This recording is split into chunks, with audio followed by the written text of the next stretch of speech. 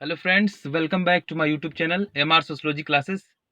तो दोस्तों, हम लोग बात कर रहे थे एनटीए नेट का जो है, हम लोग प्रीवियस ईयर का सोशियोलॉजी का क्वेश्चन पेपर सॉल्व कर रहे थे, जिसमें हम लोगों ने जो है जुलाई 2018 और जनवरी 2017 का क्वेश्चन पेपर सॉल्व कर चुके हैं। और जो लोग अभी तक जो है नहीं देखे हैं वीडियो को, प्लेलिस्ट में वीडियो जो है पड़ी हुई है, वहां जाके देख सकते हैं।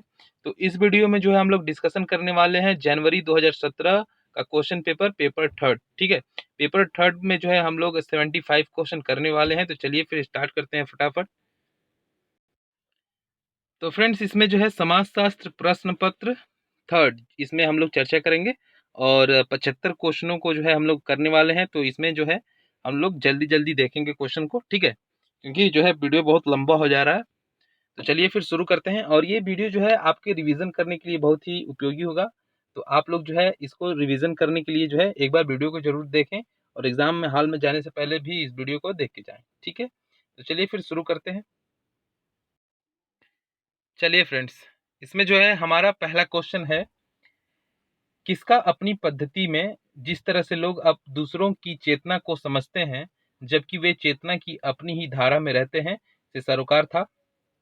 ठीक है, तो ये कथन जो है किससे सरोकार रखता है? जिस तरह से लोग दूसरों की चेतना को समझते हैं जबकि वे चेतना की अपनी ही धारा में रहते हैं, तो सरोकार किसका था? तो इसका जो राइट आंसर है वो है आपका ऑप्शन सेकेंड, अल्फ्रेड सुच। ठीक है फ्रेंड्स, तो इसमें जो है क्वेश्चन की संख्या ज्यादा है, तो हम लोग जल्दी जल्दी सिर्फ आंसर देखेंगे, ठीक है। आप जो है विकल्प को देखते रहिए।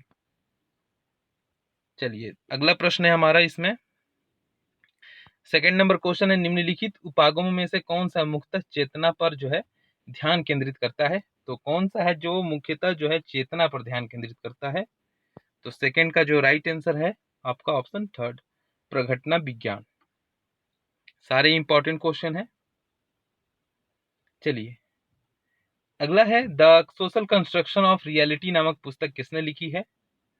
इंपॉर्टेंट क्वेश्चन है, the social construction of reality. तो ये है ऑप्शन सेकंड जो है इसका राइट है, पीटर बर्गर और टी लकमैन। ठीक है, चलिए अगला प्रश्न है हमारा, थोड़ा छोटा कर लेते हैं जिससे प्रश्न जो है स्क्रीन पे पूरा आए, तो और छोटा, ठीक है। चलिए इसमें है, दिन प्रतिदिन के जीवन और संस्था के सामाजिक रचना में सामान्य बुद्धि ज्ञान की भूमिका का विवरण कौन प्रस्तुत करता है? तो क्वेश्चन नंबर 4 का ऑप्शन होगा फर्स्ट, पीटर बर्गर। ठीक है, चलिए अगला है, क्वेश्चन नंबर 5 है हमारा, निर्जाति पद्धति विज्ञान के विशेष उपागम का संस्थापक किसे कहा जाता है? निर्जाति पद्धति विज्ञान यानी कि एथनो मेथोडोलॉजी। ठीक है, तो इसका जो राइट आंसर होगा आपका ऑप्शन सेकंड, हेराल्ड गारफिंकल। चलिए क्वेश्चन नंबर 6 है, सूची 1 को सूची 2 से सुमेलित करना है। एक तरफ अवधारणाएं हैं और दूसरी तरफ चिंतक है। तो चलिए फिर मिलाते हैं। तो विनिमय, विनिमय का सिद्धांत किसका है? तो यह है पीटर ब्लाउ का है। नाट्यकला इरविन गॉफमैन का है। और आपका जो होगा इसमें अंत आत्मनिष्ठ सूच का है। और निर्देशकता जो है आपका गारफिंकल का है। तो ए का 2 होगा, बी का 1, सी का 4 होगा और डी का 3। ठीक है, तो इसका राइट आंसर है ऑप्शन 4। चलिए अगला प्रश्न है हमारा, किसके अनुसार विचारधारा को मात्र मिथ्या चेतना के रूप में नहीं अपितु वास्तविक सामाजिक संबंधों के महत्वपूर्ण अंग के रूप में देखना चाहिए? ठीक है, किसके अनुसार विचारधारा को मात्र मिथ्या चेतना के रूप में नहीं अपितु वास्तविक सामाजिक संबंधों के महत्वपूर्ण अंग के रूप में देखना चाहिए? तो 7 का क्या होगा आंसर? तो इसका राइट आंसर होगा आपका ऑप्शन बी, ठीक है, अल्थ्यूजर। चलिए अगला प्रश्न है, क्वेश्चन नंबर 8 है, प्रकारवाद से भिन्न नव प्रकारवाद मोटे तौर पर किस पर ध्यान देता है?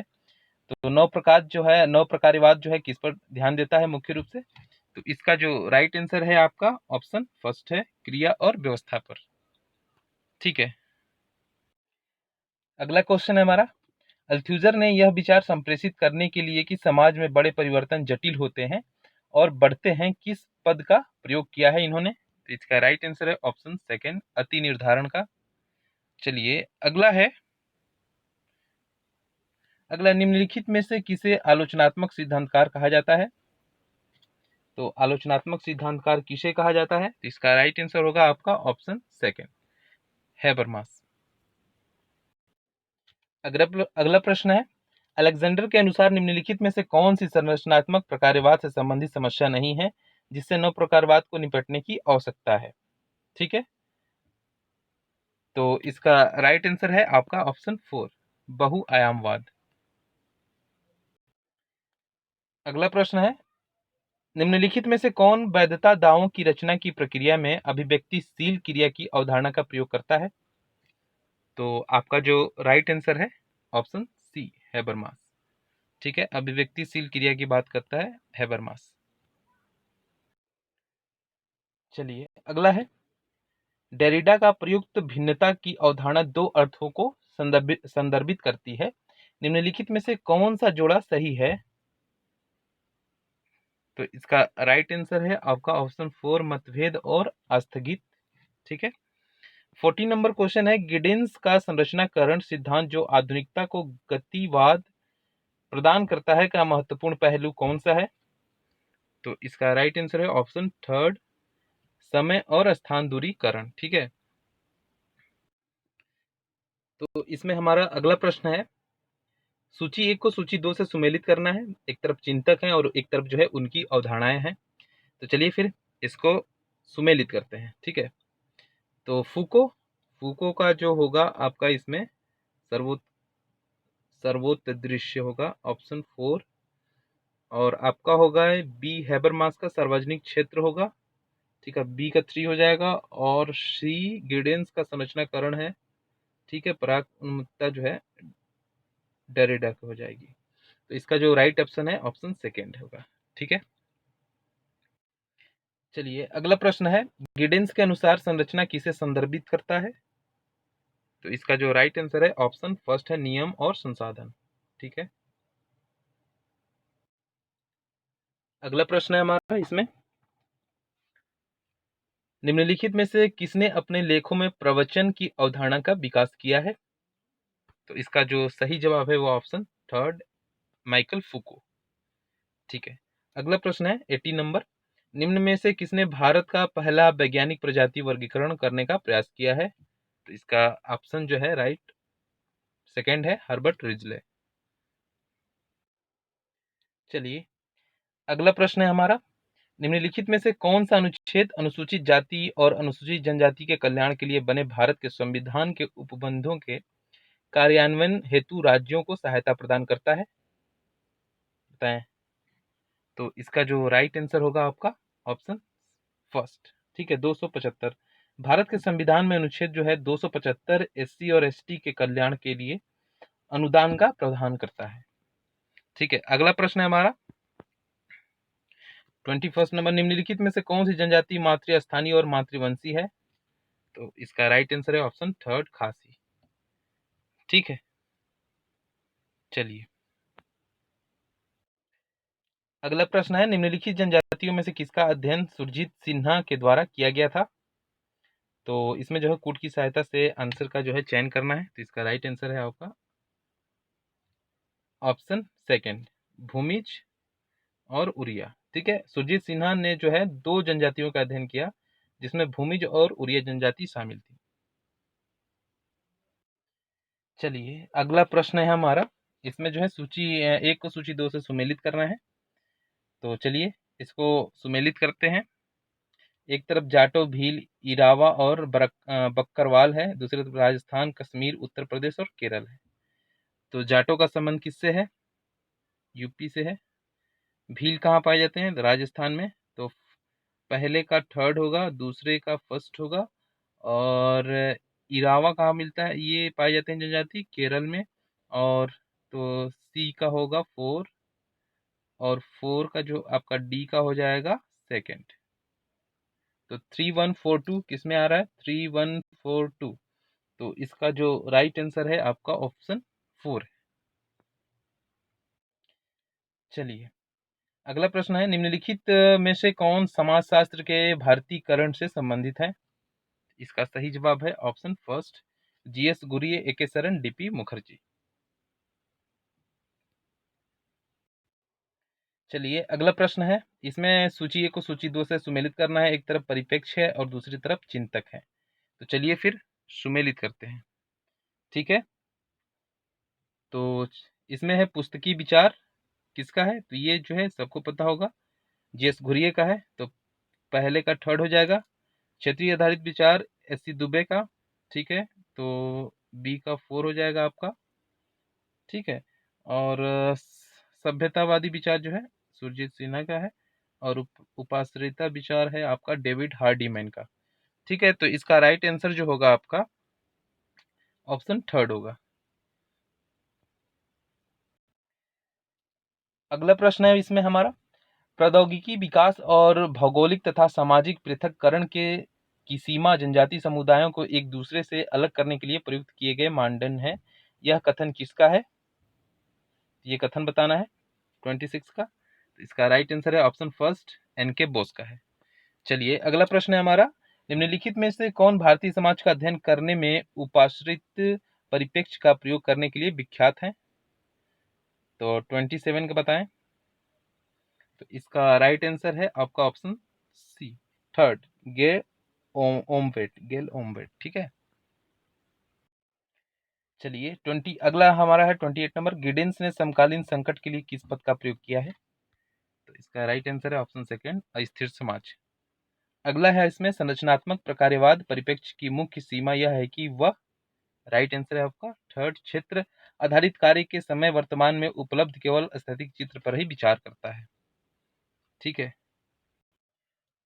चलिए अगला है प्रश्न, निम्नलिखित में से किसने निर्धनता की संस्कृति की अवधारणा दी है? ठीक है, निर्धनता की संस्कृति की अवधारणा किसने दी है? तो इसका राइट आंसर है ऑप्शन फर्स्ट, ऑस्कर लेविस ने, ठीक है। अगला है, हमारे देश में बाल श्रम वास्तव में प्रचलित है? तो ये कुटीर उद्योग में प्रचलित है। चलिए अगला प्रश्न है हमारा, इसमें जो है अभिकथन और दूसरा है तर्क। तो चलिए इसका जो है पढ़ते हैं इसको, अभिकथन और तर्क देखते हैं। तो अभिकथन है इसमें, विलीनता का सिद्धांत भारत में राष्ट्र निर्माण की प्रक्रिया के लिए सही सिद्ध नहीं होता क्योंकि देश में सांस्कृतिक एकीकरण से पूर्व राजनीतिक एकीकरण हुआ। तो इसका राइट आंसर है ऑप्शन ए, फर्स्ट। ए और आर दोनों सही है, आर ए का सही व्याख्या करता है, ठीक। चलिए इसमें अगला देखते हैं, 33 नंबर क्वेश्चन हमारा, निम्नलिखित में से कौन सा भारत में निर्जातीय राष्ट्रवाद का कारण नहीं है? तो इसका जो राइट आंसर है ऑप्शन 4 है, महिलाओं का सशक्तिकरण। चलिए 34 नंबर क्वेश्चन है, निम्नलिखित में से किसने विशेषकर राजस्थान में और देश के दूसरे भागों में भी सूचना के अधिकार के लिए गरीबों को संगठित किया? 34, तो इसका राइट आंसर है आपका ऑप्शन सेकंड, अरुणा राय, ठीक है। चलिए अगला प्रश्न है हमारा, दिल्ली में नियोजित कॉलोनियों में रहने वाली जनसंख्या का प्रतिशत कितना है? इसका सही जवाब है ऑप्शन बी, ठीक है। चलिए अगला है, वर्ष 2011 की जनगणना के अनुसार भारत में कितने कस्बे हैं? तो इसका सही जवाब है ऑप्शन फर्स्ट, 7,935 कस्बे हैं। इस समय जो है 7,936 है शायद, ठीक है। चलिए अगला प्रश्न है हमारा, अभिकथन और तर्क दिया हुआ है। तो चलिए देखते हैं इसको, नगरों के मध्य भाग में रहने वाली मलिन बस्ती के निवासियों को कब्जे के नाम पे जल्दी जल्दी जड़ से उखाड़ा और विस्थापित किया जाता है क्योंकि वर्तमान नौ उदार बाजारों में शहरी स्थानीय निकायों के लिए अधिक राजस्व अर्जित करने हेतु नगरों के केंद्रीय स्थल अधिक मूल्यवान है। तो इसका जो राइट आंसर है आपका ऑप्शन फर्स्ट है, ए और आर दोनों सही है, आर ए की सही व्याख्या करता है। चलिए अगला प्रश्न भी हमारा जो है कथन और कारण से संबंधित है। तो ये बहुत खतरनाक प्रश्न होते हैं दोस्तों। तो इसमें है अगला, वर्ष 2011 की जनगणना के अनुसार शहरी जनसंख्या में कुल वृद्धि ग्रामीण जनसंख्या में कुल वृद्धि से अधिक हुई थी, ठीक है। और क्योंकि जनसंख्या कस्बों सेंसस टाउन्स की संख्या में अत्यधिक वृद्धि हुई है। ठीक है, तो इसका जो सही जवाब है ऑप्शन फर्स्ट है। चलिए अगला प्रश्न है हमारा, निम्नलिखित में से किसने यह कहा कि अधिकतर शक्तिशाली अमेरिकी व्यापारिक उद्यमियों में से कुछ वस्तुतः आदतन अपराधी थे। ठीक है, तो 39 का राइट आंसर जो होगा आपका ऑप्शन सेकंड होगा, सदरलैंड। ठीक है, अगला है हमारा, आधुनिक अपराध विज्ञान का सरोकार निम्नलिखित में से किसके लिए उपाय खोजने से है। तो इसका जो राइट आंसर है ऑप्शन 4 है। ठीक है, तो 1 और 2, अपराध और अपचारिता को कम करना, अपराधियों के लिए सफलतापूर्वक उपचार। ठीक, चलिए अगला प्रश्न है, निम्नलिखित में से कौन सा घरेलू हिंसा का रूप नहीं है। तो घरेलू हिंसा का रूप कौन सा नहीं है, तो इसका हो जाएगा आंसर थर्ड, अपहरण। अगला है, आर के मार्टिन के अनुसार मादक द्रव्य के व्यसनियों के द्वारा किस पथ का अनुसरण किया जाता है। इसका सही जवाब है ऑप्शन 4, इंपॉर्टेंट क्वेश्चन है, पश्चिमगमनवाद का। ठीक है, चलिए अगला प्रश्न है, निम्नलिखित में से किसने विभिन्न सामाजिक समूहों में समूह की विशेषताओं से आत्महत्या की दरों को जोड़कर आत्महत्या के सामाजिक कारणों की खोज करने का प्रयास किया है। तो सबको पता होगा, इसका राइट आंसर है ऑप्शन सेकंड, इमाइल दुर्खिम। चलिए अगला प्रश्न है, वैश्वीकरण के दृष्टिगत भारतीय अर्थव्यवस्था ने आर्थिक नव उदारवाद के लिए दरवाजे खोल दिए हैं। तो इसका राइट आंसर है ऑप्शन 4।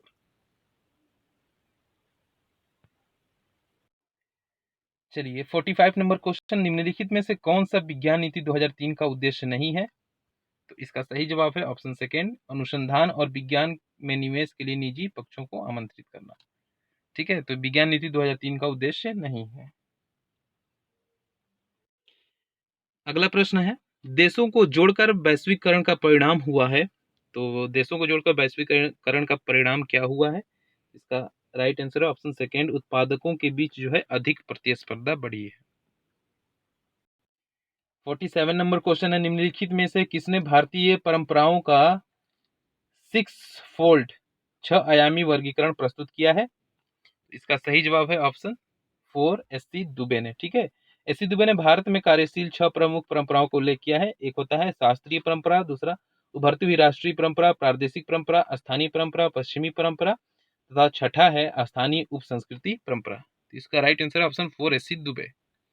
ठीक है, अगला प्रश्न है 48 नंबर, निम्नलिखित में से कौन भारतीय समाज की लघु परंपरा के विख्यात सदस्य हैं। तो इसका राइट आंसर है ऑप्शन फर्स्ट, लोक कलाकार। चलिए अगला प्रश्न है हमारा, भारत में राष्ट्रवाद ब्रिटिश उपनिवेशवाद द्वारा उत्पन्न भौतिक दशा का परिणाम है। यह कथन निम्नलिखित में से किसका है। तो इसका राइट आंसर है आपका ऑप्शन 4, ए.आर. देसाई का कथन है। चलिए 50 नंबर क्वेश्चन, निम्नलिखित में से किसने पीजेंट एंड पीजेंट सोसाइटी नामक पुस्तक लिखी है। तो इसका सही जवाब है ऑप्शन सेकेंड, टी सानिन ने। ठीक है, तो अगला प्रश्न है हमारा फ्रेंड्स, अवधारणा और इसमें सूची 1 को सूची 2 से सुमेलित करना है। एक तरफ अवधारणा है और दूसरी तरफ जो है लेखक हैं। तो चलिए फिर सुमेलित करते हैं इसको। तो पहला है लघु समुदाय। तो लघु समुदाय रॉबर्ट रेडफील्ड का है। ठीक है, 3। तो दूसरा वाला जो है आपका सार्वभौमिकरण और स्थानीकरण है। तो बी का क्या होगा आपका। तो बी का आपका हो जाएगा मैकिम मैरियट। ठीक है, और सी है आपका प्रभु जाति। तो ये एम.एन. श्रीनिवास का है। तो इसका हो जाएगा 5। और डी का जो आपका हो जाएगा संचय एवं तितर बितर असमानताएं, जो है डी का फर्स्ट, आंद्रे बेतेई का।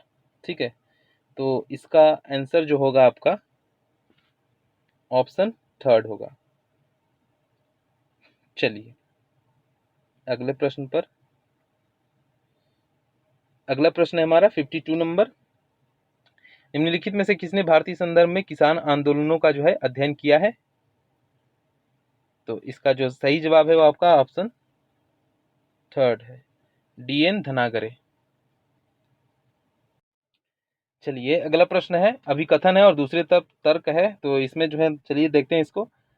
तो अभिकथन क्या कह रहा है, ग्रामीण भारत में महिलाएं लोकतांत्रिक संस्थाओं में भागीदारी करके सशक्त अनुभव कर रही हैं, क्योंकि संवैधानिक संशोधनों ने ग्राम्य जीवन की लोकतांत्रिक संस्थाओं में महिलाओं की भागीदारी सुनिश्चित की है।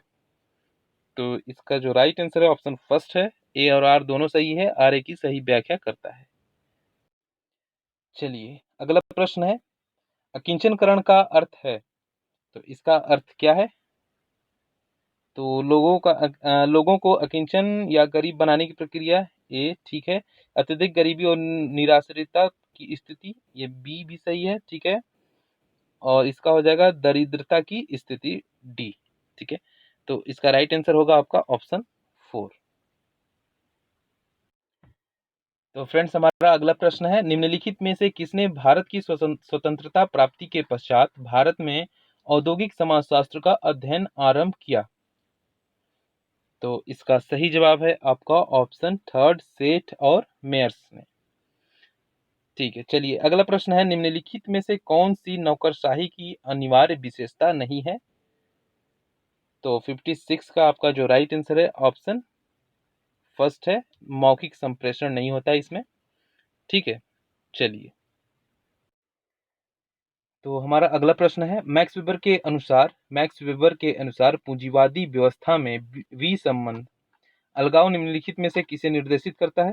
तो इसका सही जवाब है ऑप्शन सेकंड। अगला प्रश्न है 58 नंबर, पहले श्रम संबंधी राष्ट्रीय आयोग ने संगठित और असंगठित दोनों क्षेत्रों में श्रम समस्याओं के संबंध में अपनी रिपोर्ट कब प्रस्तुत की थी? तो इसका राइट आंसर है ऑप्शन सेकंड, 1969 में।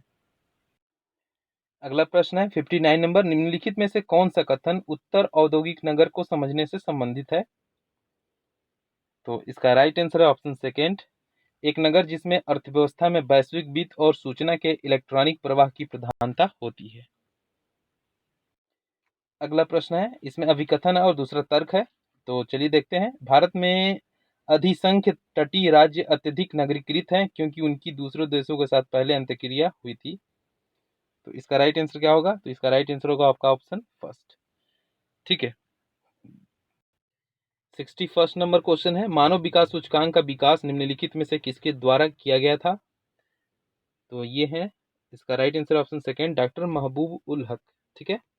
चलिए अगला है 62 नंबर, निम्नलिखित में से कौन सा सहस्त्राब्दी विकास लक्ष्यों का सूचक नहीं है? ठीक है, तो 62 का इसमें आंसर करना है, तो इसका राइट आंसर है ऑप्शन 4। अगला प्रश्न है, निम्नलिखित में से कौन एशियन ड्रामा नामक पुस्तक के लेखक हैं? इसका राइट आंसर ऑप्शन सेकंड, जी मिर्डाल।